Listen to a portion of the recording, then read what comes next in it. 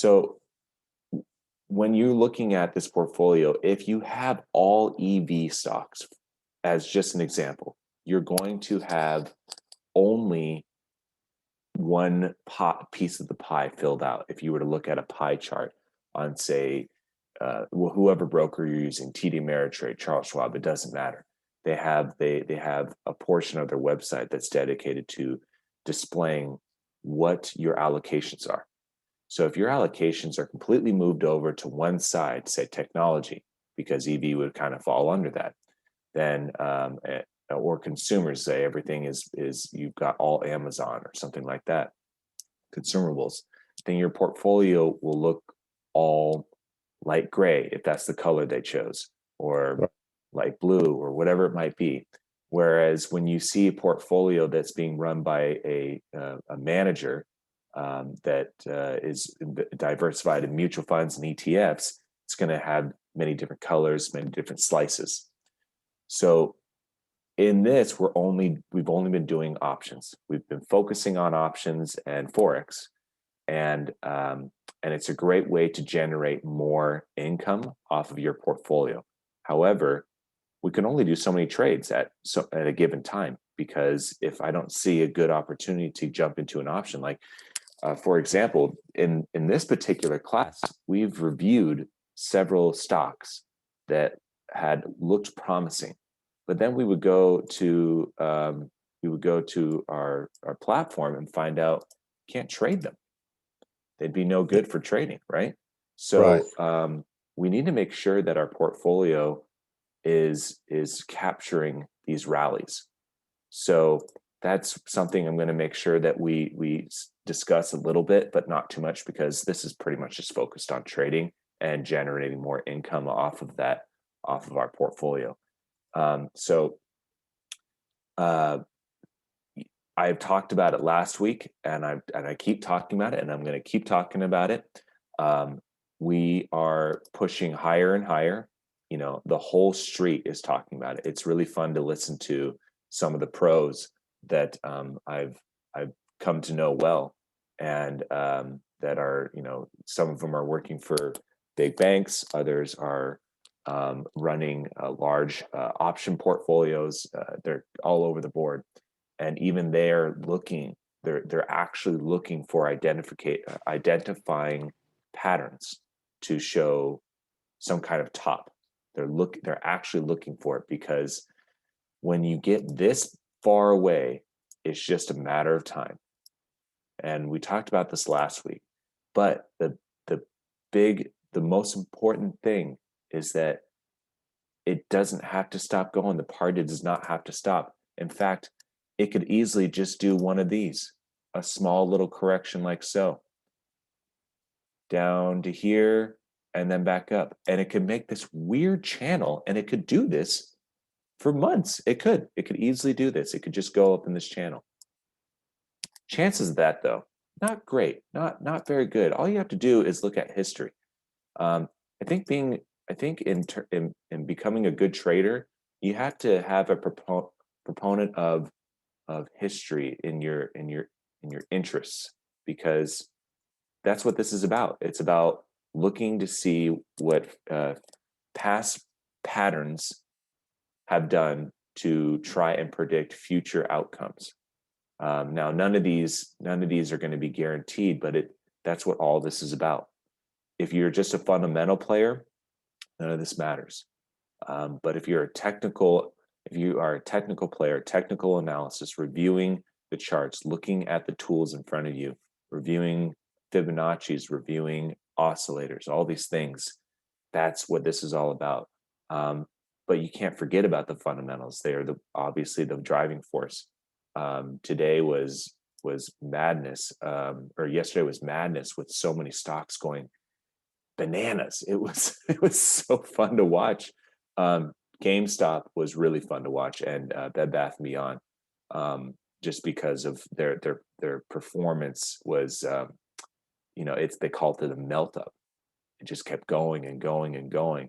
And I would say, for the most part, when we get into that, I'll show specific charts, the specific price. For the most part, that was just institutions. So when people look at that, they're thinking, oh my gosh, all those people that bought too high and now it's way down. It's like, man, those aren't people. Those are banks that have billions of dollars to just buy and sell. And those billions of dollars are tied to this. And it is people's money, but it's not a single individual. It's not Bob's money, or it's not Tony's money. It's not Joyce's money. It's no individual's money. It's just a massive pile of cash that they're just trying to push things up and down. So that's why it's fun to watch those things. But the most important thing about all of this is to know that this could just easily continue up. So earnings season, we're in earnings season right now. It's usually the biggest start of the year towards the end of the month of January. The kickoff season of the new year is already underway. So I was pulling that up earlier, and go away. There we go. Where are we here? Okay. So yesterday was a really big day. I mean, you can see these are all earnings, and it was chocked full. The week before was chocked full, so we're just in earnings seasons big time right now. And yesterday was a big day too. You can see the rest of the week is not as chocked full of earnings. We got some events on Wednesday and Thursday, but overall it's a pretty slow rest of the week. But last week, yesterday, it was just a banging week, and everything is showing that that companies are outperforming Wall Street's expectations, which is unusual. Not everything, but a lot of companies are. And for example, GE was one of those companies. Take a look at this. Huge rally today, just popped way up. This is I used to own GE way back in the day. My grandfather bought GE. My grandfather was one of the guys that bought IBM when IBM went public. He was a young lad, and IBM was just becoming into the world market of trade, and it was technology, but it was based off mathematics, and it was the future of computers, and it was mysterious, and he thought, well, this is pretty cool stuff. I mean, computers. I mean, how cool is that? So he bought some shares, and he kept doing it over and over and over and over and over and over for many, many, many, many years. He got in at the beginning, and obviously we know what happened in the future. But he's one of those guys that said, these companies are the ones that move the world. GE is one of those. GE sadly has lost an incredible amount of market share. The recession obliterated this company in a big way. If you take a look at 2008, it was trading solidly way up here. And I mean, it had its ups and downs, but the recession obliterated it. It had a nice run from the recovery, but that was a lot of bond buying. The market was just being pushed up by stimulation of bonds being bought, and then the entire market being recovered. Kind of a follow along type of rally, just the flow of traffic type of thing. But right here is your telltale sign that this is where the company itself is really just lost its momentum.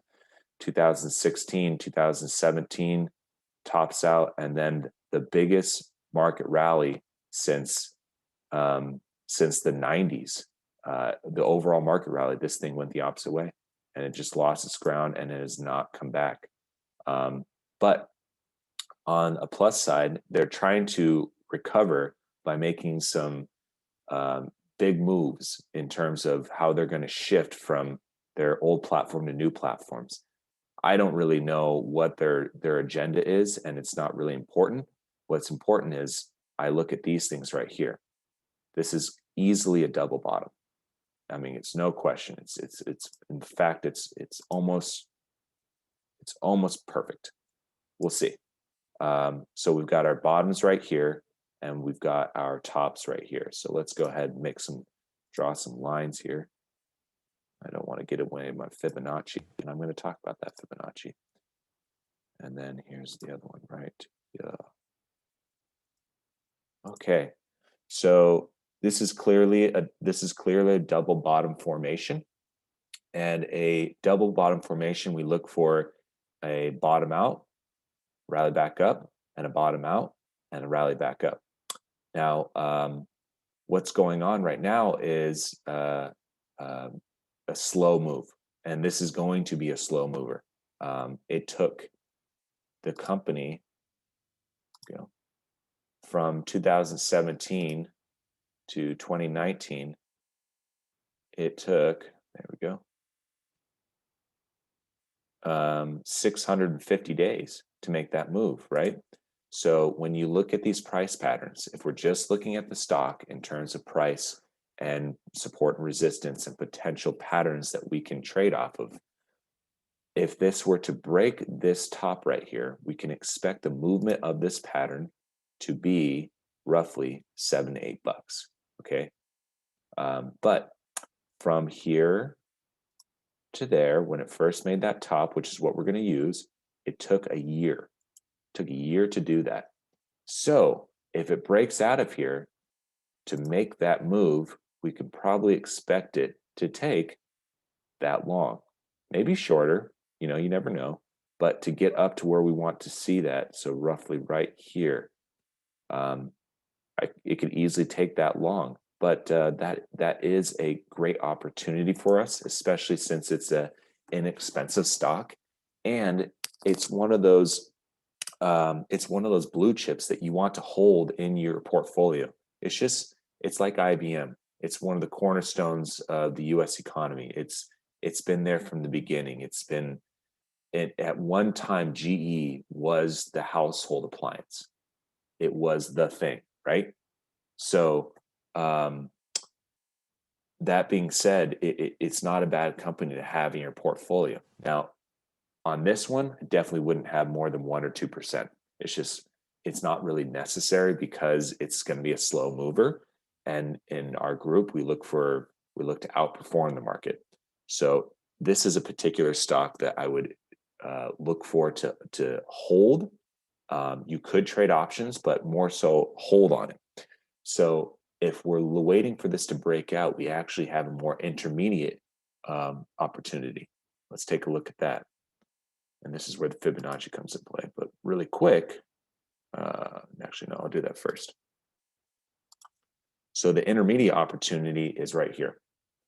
Now, when we use Fibonacci's, we are looking for retracements. We are looking for areas of significance. That's what this is all about, is these lines are all areas of significance where price could find an area where it will slow down or stall out completely. It depends. You can see right here that the 38% Fibonacci level, it stalled out. And what we were looking for here is we were looking for this to break beyond the 50 to be bullish. It did that. And it broke above the 38 to go long. It did that. Then it came back to retest it, and then it's jumped off again. At this point, we've missed the opportunity to get in just based off how you could use a Fibonacci. There's many different ways you can use it. You can just use it for looking for support and resistance. Then you can use it for looking for entries. So if we were to use this for looking for entries and exits, we missed it. But we're not necessarily looking for that opportunity per se.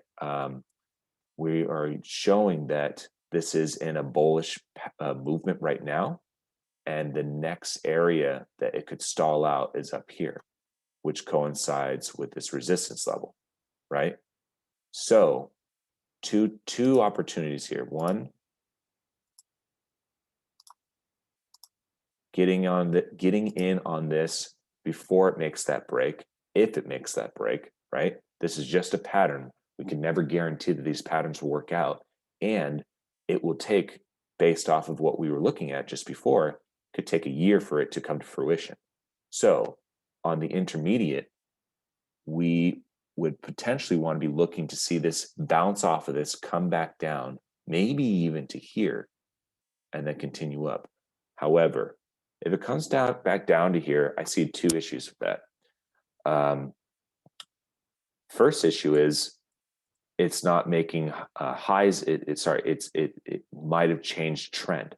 So if it comes all the way down to here, we have broken this higher high movement, right? So we've got high, higher low, higher high, higher low. Well, if it comes down to here, we no longer have a higher low, and it could be changing our trend. Another reason that it could also be an issue is if it comes back down to here, it could easily break this support level and then retest this 50% level. And if it retests this and it breaks below it, then we could be looking at a whole different thing, meaning a change of posture back to bearish. So we want to see this channel a little bit, ups and downs, right? But we don't want to see a channel too big. That's kind of hard to trade with. So the opportunity I'm looking for in this one is a potential buy anywhere between 10.50 and 11. That's what I'm looking for in this one. Now, this is just an equity play. And the beauty of an equity play on this one is for in a $100,000 account. Like I had mentioned, I don't really want to own more than 1 to 2% on this. If you're in a $100,000 account, you can buy 100 shares and still be within that threshold. And then, most importantly, we can trade options on it, specifically covered calls. Okay? Because if this one is going to be a slow mover, and we want to make some extra money on the side with it, well, if sometimes those don't work out, those plays, and if the stock gets called away, that would be okay because we could just get back into it. It's not going to be like GameStop, which we're going to talk about, where it takes off and it's up 2,000% over the last not even year. And, it's never coming back to the levels of 2019 ever. So, I mean, unless the company went bankrupt, but I don't see that happening either. So this is different. Yeah. Do you think GameStop will have like a... So here's the play. We're going to go over to GameStop right after. Here's the play on this. This was a nice gap up, and already we're retreating. So basically, the stock traders are saying, yeah, that was a little much for you, GE. We don't really believe in you gaining 10% overnight. You're not one of those guys. You're not one of the guys that in one day can go up 10%. You're the guy that can go up 10% over a week or 2 weeks or 3 weeks. That's your kind of movement. That's the kind of movement that they're expecting out of the stock, right? So coming back down to here, coming back down to 11 will be a good buy opportunity here. And this is just one of those plays that you want to have in your pocket. You want to be able to hold these kind of stocks because they are slow, but they generate a lot of opportunity in the long term. And we do have a big opportunity here. So back down to here is a good buy opportunity if it comes back down. May not, but that will be a good opportunity. And then if eventually it breaks, if it breaks this resistance level, just based off of the pattern, we're looking at, let's just say 2050. Okay, so let's go to 2050.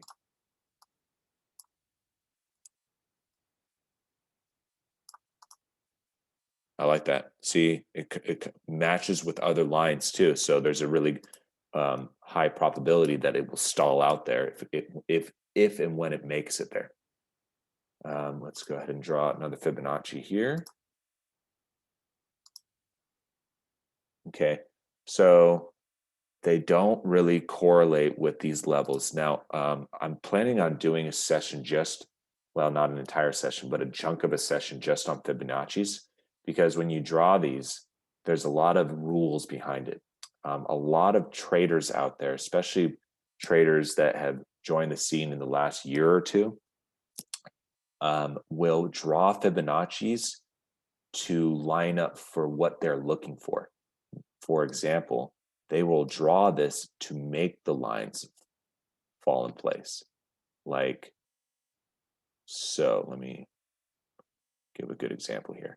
Okay, so you can see that as I continue to move this down, the 38.38, the 38% level is moving closer and closer to that 2050 level. You see that? Well, a lot of traders out there will draw these Fibonacci so that they line up to what they're looking for. Now, this is an extreme example. They might not do it just like that, but they might draw something just so that it lines up so they can say, hey, see, this Fibonacci is showing that this is an important level. That's not how Fibonacci's work. The analysis behind Fibonacci is actually quite technical, and there's a lot of rules on how you use it. And for the most part, we are looking for areas where it can get hung up.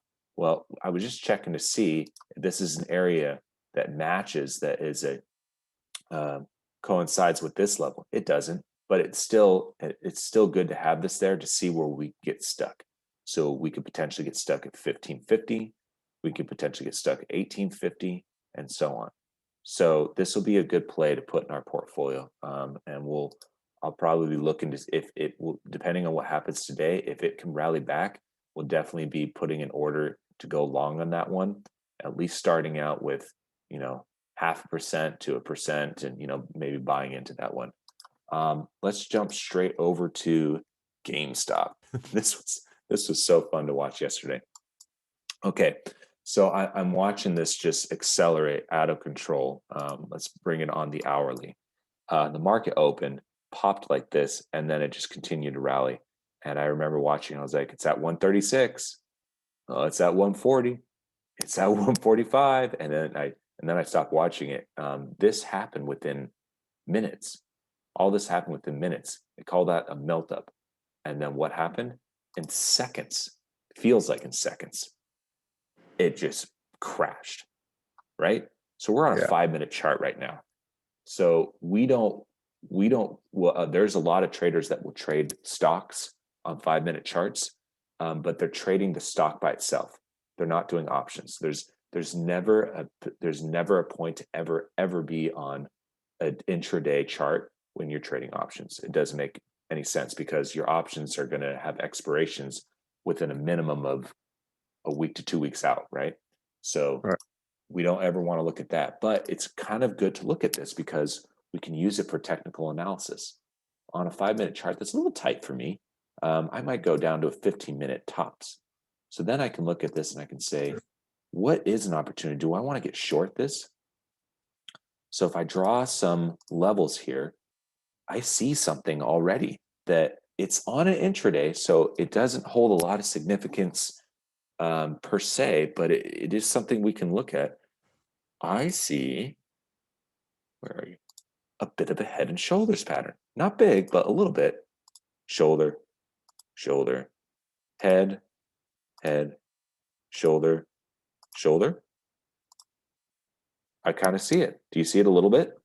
Yeah, I see it. Yeah. So again, we want to see those things on a big chart, on the daily chart, right? We don't want to see that on an intraday chart because it holds less value. Price patterns historically are based off of daily candlesticks, weekly candlesticks. They don't really play out per se on intraday candlesticks. But if I'm a trader and I'm thinking about an opportunity to go short on this, I want to know where there's a level that I can trade. So I would bring this up on an intraday chart. So looking at this, I might say, okay, we've got our line here. This is our neck. These are our shoulders. So in terms of a move, the head and shoulders works like this. Your movement of expectation, where you would see the pattern play out to, if it were to break, it would be from anywhere between here to there, which would be $92, or here to there, shoulder to the head, which would be 75. Problem with this is you can't use that because this was a phenomenon where traders were jumping in recklessly. And you can see as soon as they jumped in, the traders that jumped in here, it was the same traders who jumped out easily. So a bunch of traders probably got in up here. And then at the same time, they were getting out of here. And here's the other thing, probably wasn't even a trader, probably was an algorithm, probably was some incredible algorithm that some programmer developed for a hedge fund that said if you see any kind of movements based off of X, Y, and Z parameters, you're going to buy, and you're gonna do so many lots and lots and lots and lots, and lots meaning tens of thousands of shares, and then that's how you see this whoop, whoop, whoop, whoop. And then if you see it come against you by so many X parameters, you're going to get out. So this is probably all computers. This is all robots. Oh wow. So, yeah. Okay. So this is most likely robots. So that's why we can't use this at all. However, this was like this. If it rounded up like, and it stopped right here, I would feel a little bit happier about saying, hey, this actually looks pretty good, but that looks like crap. However, it's still this area that we can utilize.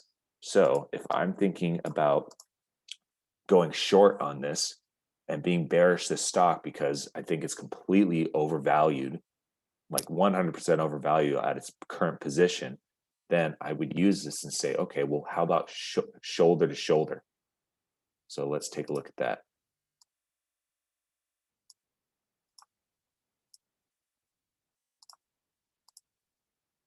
Okay, so that's 25 bucks.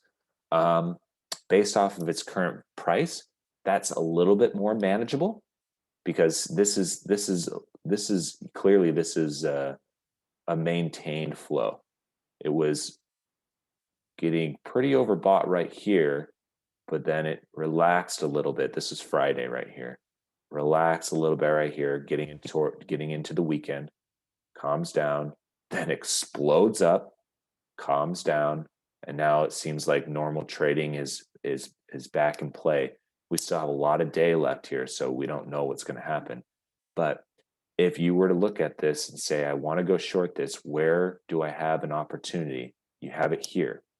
You would want to see a break below this 80 area, right around there, but you'd want to see this play out a little bit. So I'd want to see this continue and then break. Okay, I don't want to see it come down because then I'll just think that this is all just manufactured by robots again, by algorithms. So if it did do that, what could be a put opportunity? GME. Okay, so how expensive are they? And that's the first thing I want to think about. Also, the volume on this. I remember looking at GameStop a while back. The volume was almost not even 1 million shares. So this wouldn't even have been a stock that we could trade. So it's been the pandemic that has put GameStop on the map. There's a whole article that came out yesterday on Barron's as to why this has become some kind of crazy story. It's worth a read. So anyways, putting that to the side for a second, we look at our rules, and our rules tell us that we can only trade options if our spreads are manageable. And right now, I'm looking at our spreads, and they're pretty big, right? Anytime we look at just a single option, a call or a put, we have our shorts and our longs right now almost $1 wide. Okay, just a little bit over. We're looking for 30 to 50 cents, no greater. So this is way too big. And the reason it's way too big is because of that. So if you were going to do buy a put on this, sorry, this is the call side. If you were going to buy a put on this, the problem with this is liquidity. If you bought a put at the break of 80, right around here, and it's cruising down, you're feeling like a hero. All of a sudden it shoots up, which we've seen it can easily do that. You're going to have a problem getting out because the spreads are so big. So look at this. It just continues to get wider, not by a lot, but it's definitely not fluctuating in a normal pattern that we want to see. We need to see this close the gap by at least 50 cents before we can consider jumping into this. Otherwise, when we want to get out, we might not be able to. And you don't want to be in any position where you can't get out of. It's the worst feeling on the planet, especially when it comes to high leverage derivatives like trading options.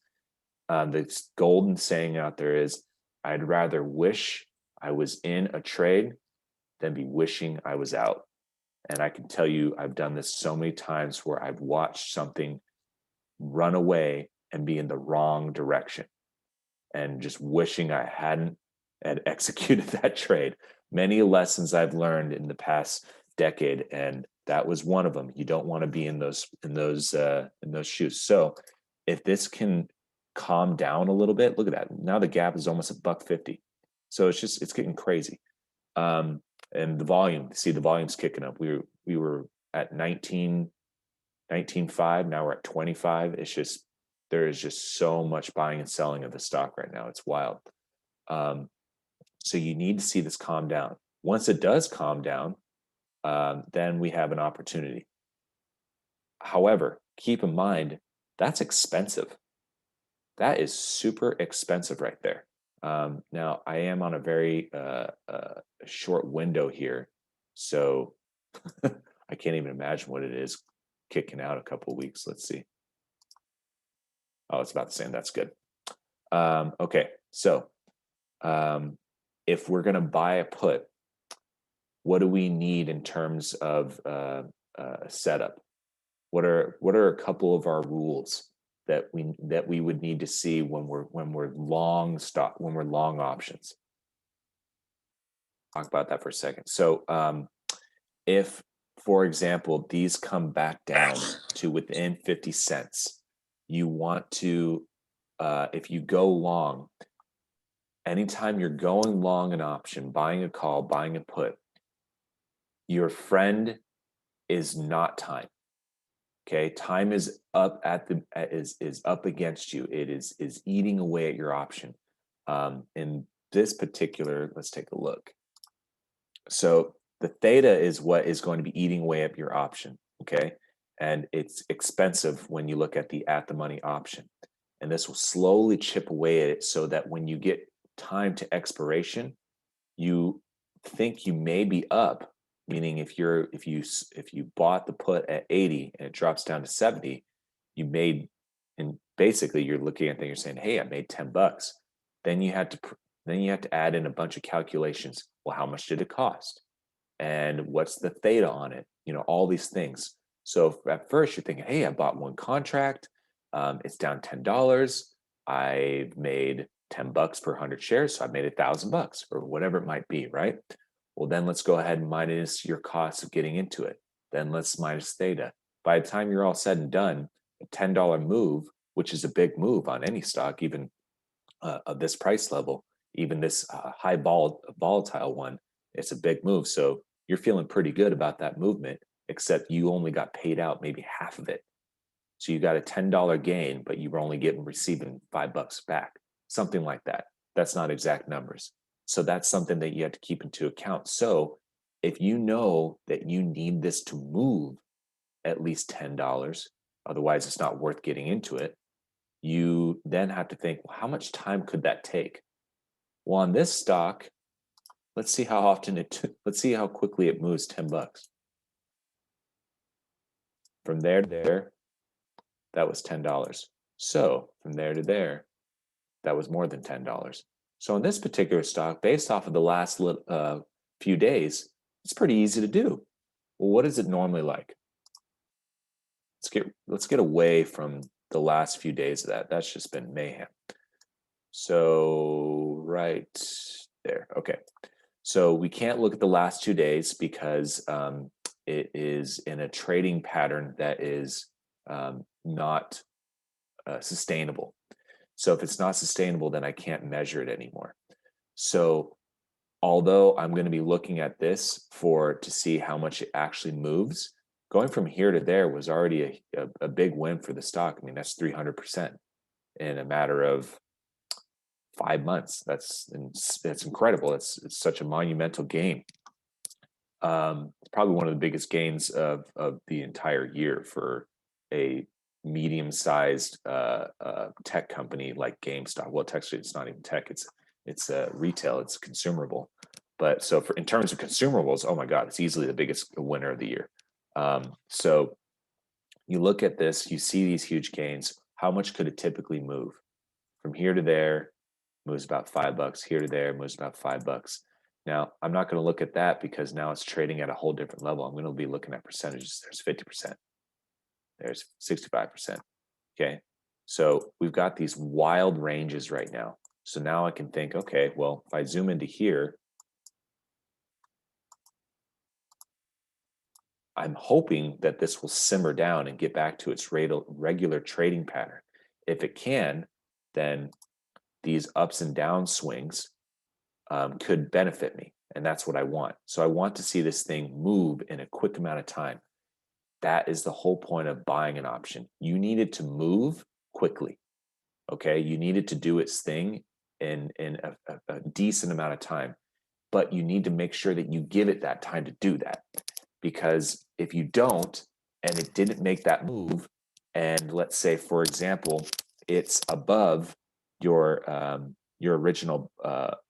So if your strike is at 80, and after a week it's trading right at 80 or so, you're not out. You're in a loss, but not out completely, right? When you buy a call or buy a put, the cost of getting into it is whatever the premium was. So let's take a look at it. GME. Let's say I want to buy the 90. Well, okay. I don't want to get in this thing until it's going to break 80. So let's just say I'm going to buy the 80. So there it is. Okay, let's confirm and send. All right. So this thing is going to cost me $3,245. Yeah, $3,245. Okay. So that's kind of expensive. What's my break even on this? The break even stock price is $47.55. Okay, that is huge. That's a big move, right? It needs to go down that far in order for me to make money. So how long could it take for me to go down to here? A long time, right? It went from there to there in seconds, but that was kind of a strange little occurrence. To go to here to there, $40, that's 100% move. It could take a while. So if I know that it could take a while, I need to give myself time. So while you're on that page, so max loss, how we think about max loss, max profit. So we are buying a put. Now, again, this is just a really basic crash course on longs of calls. We'll dive deeper into it later, but I just wanted to do just for the scenario of GameStop because it's on the top of everybody's mind right now. So, oh my gosh, look at this, selling off. We're almost getting close to our entry point that I was looking at. What is that? See, this is wild. It's a wild stock right now. Okay, so our max profit, if we bought the 80 strike, the most that we can make on this is $4,755 or down to zero, right? Because we're buying this to go down. So we're buying the 80 strike. If this works out in our favor, right, it goes down, right? Well, the most you can make is zero, right? Right. So if I were to flip this on a call, and let's say I'm going to buy the 80 call, confirm and send, my max profit is infinite because as we saw yesterday, this can go to the moon and never look back, but it did look back. So this can just keep going up and up and up and up. So let's go back to our put. Okay, so this is saying that the most you can make on this to zero is about $4,500. The most you will lose is what the premium is. That's the most you can possibly lose on this, okay?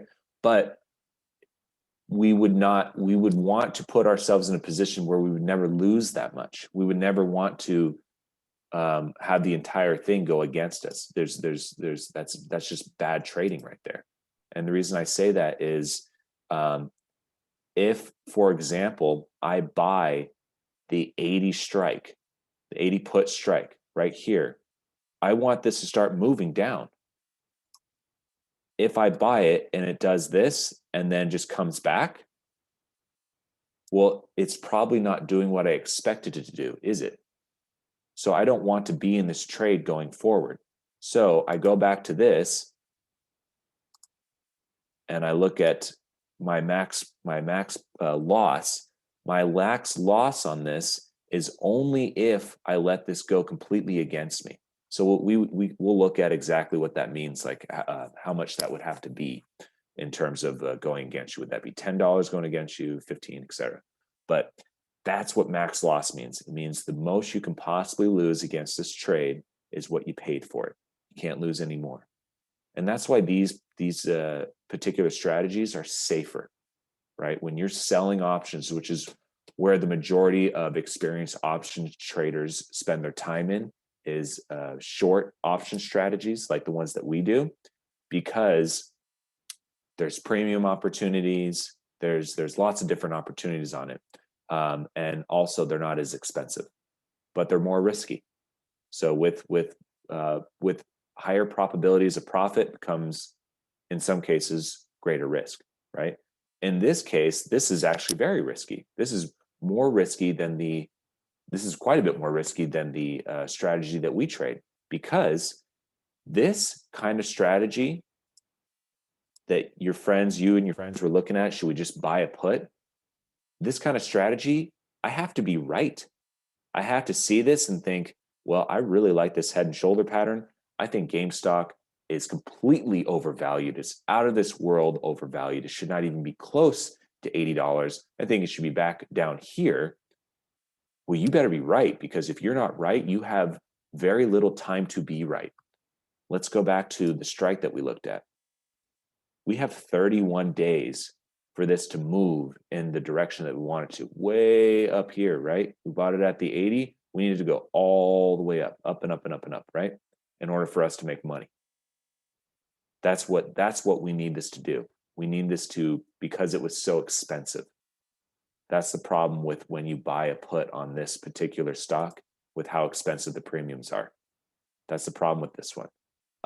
Let's use a different example. Okay.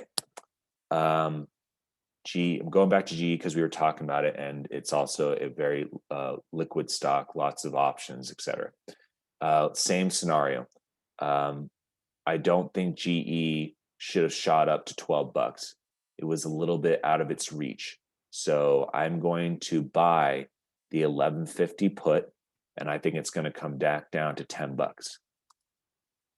Okay, so this thing for one contract is going to cost us $61, right? And our break even, because this was so cheap, is $10.90. So much more forgiving, right?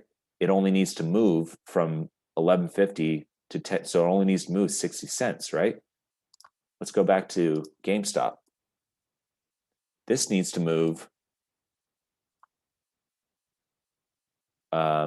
This needs to move $33 almost. That's a huge movement for us to break even. And then it needs, we don't trade stocks, we don't trade options to break even, we trade options to make money. So the point of this whole thing is, when you do any of these, when you're looking to make money on this, you need to be right. And being right when you're trading options on volatility stocks like these is hard to do.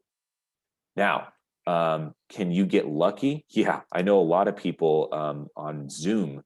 I think Joyce is one of them. ZM. I know a lot of people that bought some options just because they're like, this stock is doing good, I'm just going to buy an option, and they did it before earnings. Oh, By wow. the way, that is a cardinal rule, that you do not buy an option right before earnings, because this could have easily gone the opposite way, and then your whole trade would have been a bust, just poof, gone. So it didn't. It shot up, and some people told me they made $20,000 off of just trading a couple options. I was like, that's amazing. Congratulations. that is a possibility. What are the possibilities of GM or GameStop shooting down $37? Pretty good, I guess, based off the last 2 days, right? But can you guarantee that this volatility that we're going to see continue? Nope, you cannot. That's the answer. So I That makes sense. like trading options, buying them if it looks good. So I would not trade an option on GE per se, but it looks good. It looks like a good opportunity. Let's just say hypothetically, I looked at this and I said, you know what? I'm going to trade a bounce play here. Bounce meaning I want it to bounce off of this resistance level, come back down to our channel. Okay. And then some and break below. I like that opportunity. So I'm going to buy the 1150 call.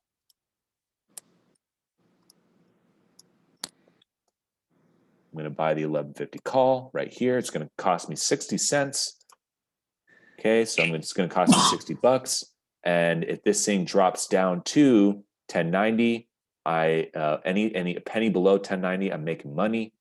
So it does not have to move too terribly much. It has to come down to here and then make its move. So not big. If I think that it's going to break this channel, so that's manageable. Even then, I still have to be pretty right, don't I? Because from here to there, that was a 13% move, 14% move. So from there, it's got to drop down about, so it's got to make a 6% move, and then to start making money, any percentage after that, right? But these movements here they're pretty decent size. So I think there's a possibility in that. Anyways, we're getting into minutia here.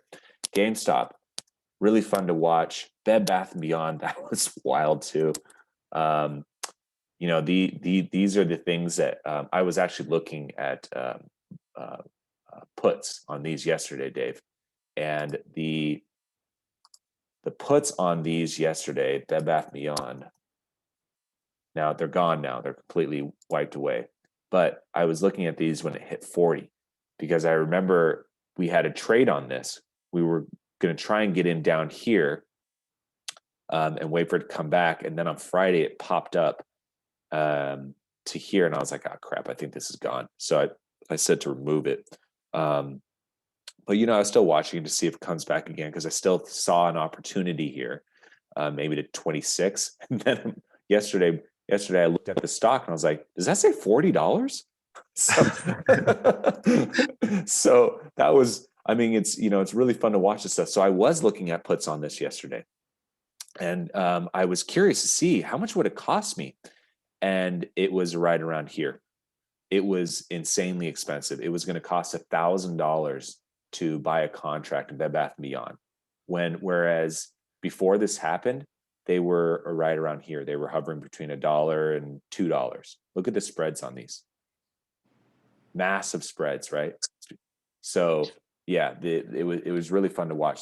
When you see those things, you can potentially get in on them when trading options. It can be really hard because of the liquidity factor, which is why when you see melt ups and meltdowns on stocks, you need a lot of cash. Because buying the stock and selling the stock, sure, go for it. You could sell the stock. You can always sell stock. People don't think that people think you have to own stock to sell it. You can sell against a stock. You just have to show that you have the equity for it. So you could do that, things like that. You need a lot of money to do that. So that's why trading options on these things is a little bit more favorable. But there was a couple more stocks, and then we'll wrap it up. PLTR. Dave, I think you talked to me about this. It was a while back. I can't remember, but this is a stock that we talked about. This one I was talking about potentially this dropping down below, but it held. I wish we had brought this back up again. I completely forgot about it. It was holding really well, and this is a nice pattern right here. This breakout it's unfortunate that we missed this. However, this is just a good sign that it's trading in the right direction. we need pullback on this one. We need good pullback. This kind of move right here before earnings, you know, a company's data is based off of its fundamentals. Its moves are based off its fundamentals. When you have moves that do this outside of fundamentals, meaning earnings, PE ratios, etc., then you're just getting you're getting the minutia of the market. You're getting a lot of hype. You're getting traders jumping in there because they think of the what ifs, the Tesla moves, all that stuff. So we need this to correct a little bit. I'm thinking minimum down to 31 minimum, and then maybe even to 28. If you don't own the stock already, I like getting into the stock way back down here. It may never come back down to this area here, but at a minimum, I wouldn't even consider buying it until it retraces back to this resistance level. This was all just the volatility of the market, people wanting to, a lot of FOMO yesterday, a lot of people fear of missing out, right? So put this one on your list for a buy limit, minimum of no more than 3150, and then potentially even down to 28. If we can get back down to there, I'll feel a lot better about this, because then we're talking about this trend, right? We want this to trend. We need it to trend. We don't want GameStop. If this thing just shoots up, then we're looking at a cliff, and this thing is going to cliff out. That's why your friends are not wrong at looking at put opportunities. They just have to be extremely right, and that's why I don't like it. Okay, I hear you. Okay. Okay, so in talking about ACB, Apache, these were really good stocks. ACB is a good stock to own. So at the moment, we sold the 10 strike and bought the 9 strike. Right now, it's working out. So our premiums are just going to, we're just going to get make out on our premiums. We still have 10 days left. This could easily break the support level, and if it does, if it goes below our 10 strike, then I don't mind owning this. We'll go ahead and close our long, and then we'll own it, and that'll be great. So that's a good opportunity there. But right now, it looks like it's going to work out. So APA, that is this opportunity right now, where we sold the 1750 strike and bought the 1650 strike. We're a little bit below the 1650. It was up about $1. Yeah, it was up $1 it was up $1 yesterday. So now it's come down quite a bit, which is good. This is a good thing, because this is still trending around. We're going to close this long leg. We'll let this work itself out a little bit. We've got a couple days left. We're going to close this long leg, and then we are going to own the stock. We're going to let this play out a little bit before we let it run up. And then the last one was American Airlines. We're just going to let this kind of sit around here. I still want to sell a call on this. So let's take a look at that really quick. AAL. Okay, so selling a call on this. I was looking at the 1650. That's not good enough for me. So 1650 is the minimum. I would like to see this up to 70. So that would be better. So we'll wait on this one. It's also way too much time. Actually, let's take a look at this one. Yeah, that's what I thought. Okay, so we're going to wait on this one. We need to give it a little bit more time. But this is just kind of bouncing around, not doing much. So we'll hold off on this one. Okay, that's it. That's all we got. For those that are watching the recording, a lot of this may be material that you're not familiar with.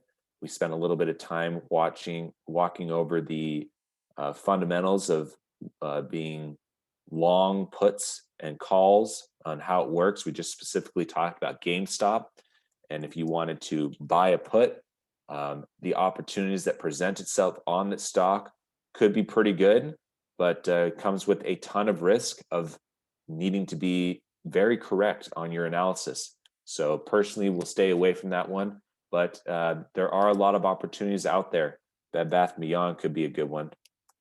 There's some other stocks out there that we can look at on doing long calls, long puts. But for now, we're going to stick with our strategies of doing bull put spreads. And for those that are not familiar with those, we spend a lot of time on them. Watch the recordings, and I will be putting out videos on exactly how it works in the coming future. So happy trading, everyone, and we'll be back soon.